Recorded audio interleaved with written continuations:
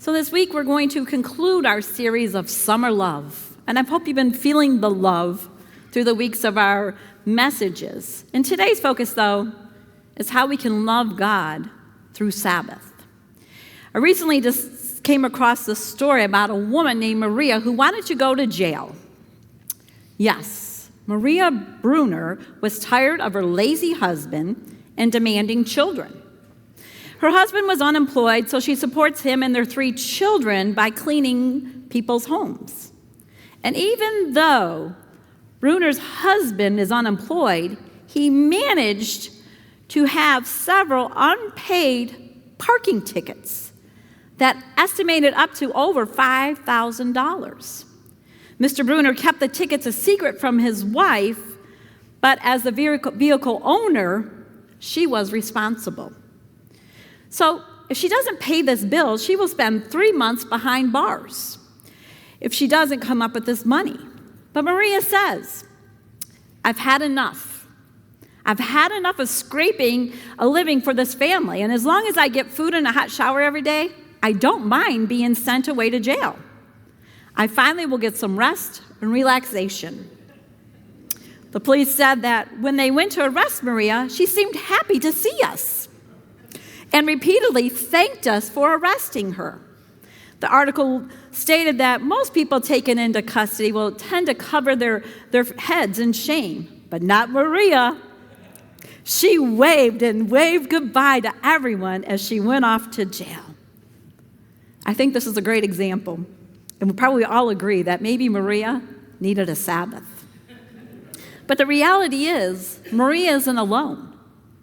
She's not alone in this. You see, as a society, we tend to get overscheduled.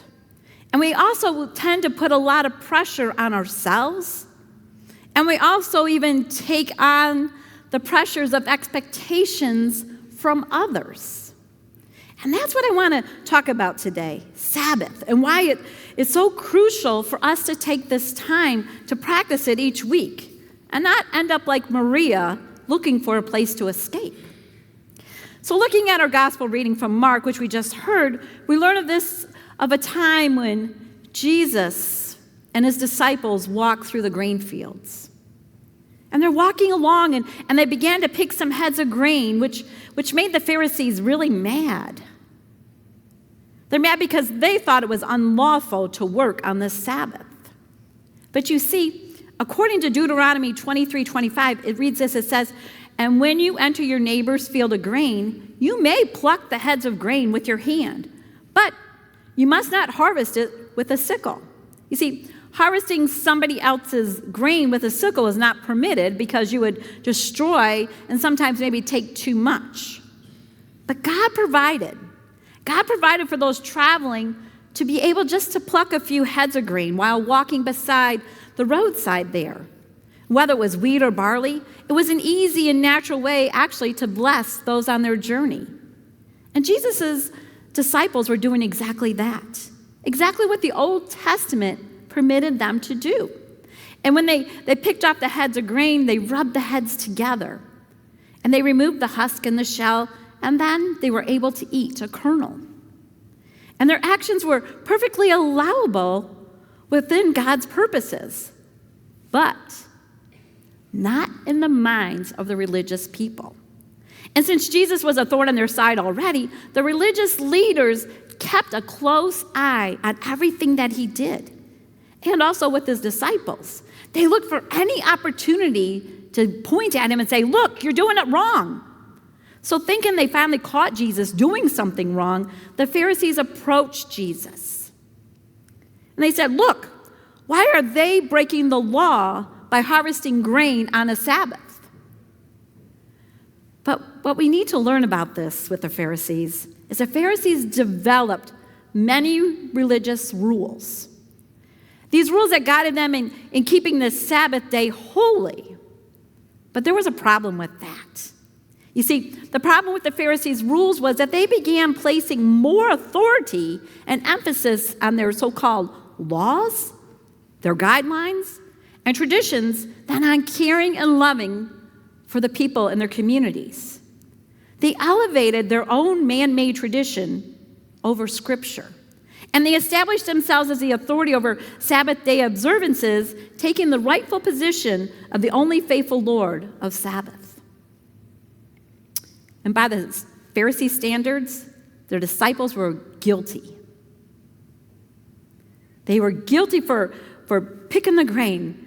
They were guilty by reaping, which means picking the grain, sifting by removing the husk and the shells. They were rubbing the heads of grain, winnowing by throwing the chaff in the air. And they had the audacity to eat. They ate the grain after they cleaned it. So according to these Pharisees' man-made laws, none of these activities should be or would be permitted, especially on Sabbath. So there was no concern. No concern about the disciples' hunger or the well-being of Jesus' disciples. The Pharisees' only interest was in protecting the petty regulations that they made up. And they continued to follow Jesus just to scrutinize his behavior, solely to find something to give to make him guilty. And the heart attitude behind the question was one of hatred. Hatred toward Jesus, because he and his followers lived in such an open defiance of their system of religion that they wanted to make sure that Jesus understood what Sabbath was about. It always amazed me, though, that religious leaders of Jesus' day were so upset about Jesus doing good on the Sabbath, but they saw nothing wrong with the evil they did on Sabbath. When I'm talking about, like, for instance, Jesus entered a synagogue on Sabbath, and there was a man with a deformed hand. And Jesus looked around. He looked around at those in that place of worship, and he says, "Is it lawful to heal on Sabbath or not?" He already knew the answer. He already knew they had loopholes for themselves when they wanted to do something. Like, if their work animal had fallen into the ditch, they would certainly take time on that Sabbath to get that animal out. But they decided Jesus' healing on Sabbath was work, and therefore unlawful. But it was okay for them to get this fallen animal out of a ditch, but not okay for Jesus. Even a crazy idea had even started to circulate among the Pharisees that the Sabbath was more significant than God. Imagine that. So what's the big deal about Sabbath anyways? We hear this word. What does it mean? But let me share first. The word Sabbath is related to a Hebrew root word that means cease or stop. You see, God commanded his people to cease their labor. God wanted people to rest from their labor, to refresh, refuel. And God had set the people free from slavery in Egypt, and as children of God, they were no longer bound to work nonstop like slaves. God gave them the gift of rest. God gave them a day each week to cease working and to honor God. And unlike the religious leaders, Jesus didn't see the Sabbath as restrictive. He didn't see it as joyless. He didn't even see it as a chore to practice. You see, Jesus saw the Sabbath day as a time to share with others, a time of healing, a time to extend love and grace and rest. In his book, Wrestling with Rest, Nathan Stuckey writes that Jesus only spends one Sabbath day alone, and he spends the rest in various types of communities. So being with others is fellowship. Being with others mainly Jesus would center himself around people, communities, the one way for people to find Sabbath rest and even healing, which was another one of Jesus' favorite Sabbath activities. See, Jesus also points to the Sabbath as a holy time, a time for us to connect with God. Sabbath rest helps us create space to honor God and to set apart to build a loving relationship with God. I remember a few years back, it was several years back, I should say, when I was appointed to a church. It was a vital merger, 5 churches coming together.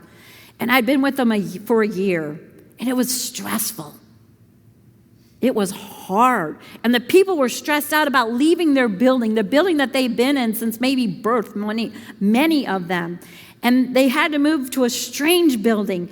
And they had to join other people that they knew about, but they didn't know, and to come into community with in a strange place. Nothing in the new building that they were placed in represented anything of their tradition. See, for a vital merger to be successful, the churches that are coming together need to sell their buildings. They need to sell all their assets and start new with other churches coming together as one. So nothing was there of their tradition. Nothing was there for them to hang on to. Everything was new. Everything was uncertain. Everything was scary. And the merger for all these churches was just to build the space together. These poor folks, they agreed, yes, we want to survive. We want to keep thriving. We want to move on. And they came together. But not only that, they received a new pastor, me. So in the midst of all this chaos, of all these changes, they get a new pastor. We managed the best we could during this time. We managed the best we could to try to do some kind of healing. But I soon realized, not at that time, but I realized that I was already burned out from the last appointment I was at, coming to them for this. So it was a challenging year for not only them, but also for myself. And it was strange, though, that I received a call that following May, just about the end of our first year together, and it was my cousin asking for a favor. She says, listen, Jackie, I need to go down to Panama City Beach where her parents were there. And she says, they got doctor's appointments and I need help and I don't like to ride alone. Can you ride with me? I him-hawed a minute. Okay. And she goes, just so you know, we have to be gone 10 days. That was like, whoa, what? 10 days? But I have to share this, that it was chaos at this church at the time. Things were happening. But in that year, there was really no time for me to take any kind of vacation. Ding, ding, ding, you're hearing me? There was no time for me to take vacation. I didn't feel I could get away. I didn't feel I should leave these people. But after discussing it with the leadership team, they weren't happy about me leaving, especially during this chaotic time, but they understood I needed a vacation. They knew I needed a break. So they said, take the 10 days, and they even helped me fill the pulpit with laity. So I was ready for this road trip to Panama City Beach. Let the good times begin, right? But I have to share, I slept a lot on the way there. I wasn't much of a companion. I did my best, but my eyes were a little heavy on this road trip there. I was drained when I got there that first week. I helped where needed. I did all I could do, but in between I was taking naps. I couldn't help myself. I was just falling asleep in a chair. I was just falling asleep even almost at the dinner table. I was exhausted. And the crazy thing is I'm typically a normal, or I shouldn't say normal, but I'm typically an early riser. But as I started going through this week, I started to feel relaxed. And when I started to feel relaxed, I was sleeping. I was going to bed at 9 o'clock, and I was waking up at 10 and 11 o'clock. That's insane. My day was almost over. What was going on? But by the second week, I started to feel refreshed. And those times on the beach, because you can't go to Panama City Beach without being on the beach, right? So we would have our walks, and we would walk constantly. And those walks became therapeutic. Those walks I started feeling the Spirit working within me. Things were happening. And I just started feeling full of the Spirit again. I just started feeling alive again. And I have to tell you, it was a great visit. My aunt and uncle laughed, but they said, I think you needed the care more than we did. And they were right, because I didn't realize how burned out I was. I didn't realize how I was not good to anybody at this point. And when I returned to the church, it was like a light switch came on. It was like I walked back into that building for the first time. I started to see things. I started to see that this congregation was sitting with only their own church, people they were with before, instead of being together. So we started switching tables around and things around and place different leadership at different tables. But there was also another big problem. You see, we had a praise band. These were top musicians, and they played with big-name artists. And nobody cared because they didn't know how to intermingle with themselves, so they obviously weren't going to relate to the praise band because they weren't connected in any church at all. And I didn't realize the first year when they played their songs, they got up and they went out. They called it the lobby area. It was an industrial building. It was a lobby area, they called it. They sat out in the lobby area, waited for their cue, came back, played their songs, closed up, and they packed up and left. That's it. You can't have worship if people aren't working together. You know what I mean? Like our praise here, Donovan's out there talking, Lindsay's out there talking, Ryan's out there talking. People are talking. People are coming together in a community, and this wasn't happening. So I had to figure something out. So I started demonstrating, sitting with the musicians. And next thing you know, people are like, why is she sitting with them? What's going on over there? Because we were laughing aloud, because I am loud, I tell you.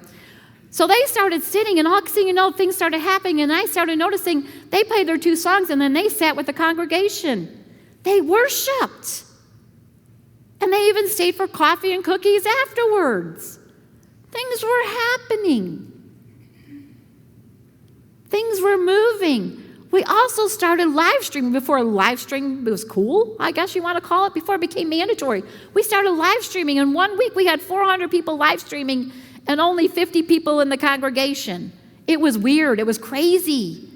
Things were happening. My eyes were opening. I also hired a spiritual director. I never wanted to be in that place again. I never wanted to be so feeling dead in the spirit, which I didn't even realize I was at. And that year, we won the best place to worship. That was the thing that town did. And I have to tell you, the Catholic priest was upset because he won that award every single year. And then all of a sudden, this little tiny church that just opened up took the award.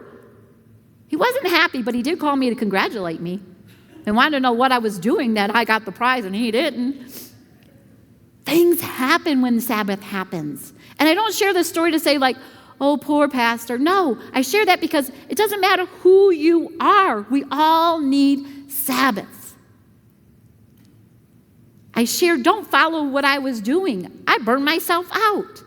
I was no good to them, and I was no good to myself, not even my family. Jesus wants us to be spiritually healthy, which means spending time with God and letting God love you back. That's what Sabbath is all about. Giving our love and spending our time and growing in our faith. And we can treat the Sabbath through rest. We can treat it through fellowship. We can treat it as a walk, a hike, dinner with friends. Those are ways that we can spend that. Because Jesus doesn't want us to be rigid about it. He doesn't want us to hold it above God. He wants it to be a tool for us to be closer in a relationship with God. So don't wait. Don't wait till you're spiritually burnt out. Don't wait till you're numb to the Spirit, because it's not helpful. It's not healthy for you or for anyone else. So friends, let me ask you, what time are you going to put aside each week to take a Sabbath? When are you going to start? Maybe we need to start holding each other accountable. Because when are you going to start to understand and take it seriously that we all need a Sabbath? Amen? Amen.